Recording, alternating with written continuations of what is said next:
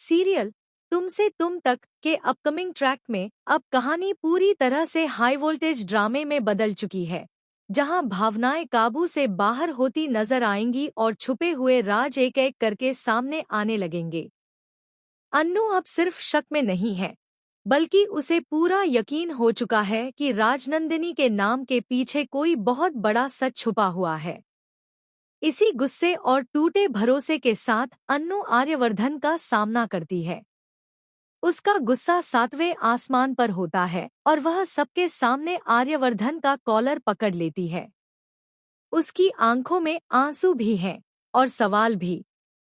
वह कांपती लेकिन सख्त आवाज में पूछती है कि आखिर राजनंदिनी कौन है, आर्यवर्धन का उससे क्या रिश्ता था और इस ऑफिस का उस नाम से क्या कनेक्शन है।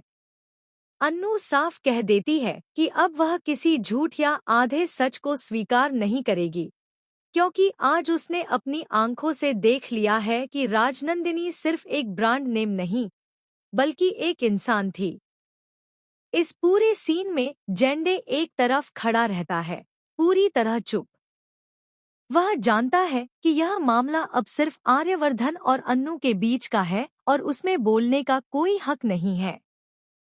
लेकिन अंदर ही अंदर वह भी घबराया हुआ है, क्योंकि उसे डर है कि कहीं यह सच अन्नू और आर्यवर्धन के रिश्ते को पूरी तरह से तोड़ न दे। जेंडे पहले ही आर्यवर्धन को चेतावनी दे चुका है कि वह अन्नू के साथ प्यार के सपने सजा रहा है और दूसरी तरफ अन्नू उसके अतीत के पन्ने खोलने में लगी हुई है। अब सवाल यह है कि आर्यवर्धन और जेंडे मिलकर अन्नू को इस सच्चाई तक पहुंचने से कैसे रोकेंगे, या फिर क्या यह सच अब सामने आकर ही रहेगा। अन्नू का शक यहीं खत्म नहीं होता। वह राजनंदिनी के बारे में सच्चाई जानने के लिए आश्रम तक पहुंच जाती है। वहां का माहौल बेहद रहस्यमय होता है, जैसे हवा में कोई अनजानी बेचैनी तैर रही हो। जैसे ही अन्नू राजनंदिनी की तस्वीर के सामने खड़ी होती है और उसे गौर से देखने की कोशिश करती है, अचानक वह तस्वीर जलने लगती है। यह कोई आम हादसा नहीं लगता, बल्कि ऐसा महसूस होता है जैसे कोई अदृश्य ताकत सच्चाई को सामने आने से रोकना चाहती हो। यह पल इतना डरावना होता है कि अन्नू का शरीर सुन्न पड़ जाता है और वह बेहोश हो जाती है। यही वह पल होता है जब कहानी और भी ज्यादा रहस्यमय हो जाती है।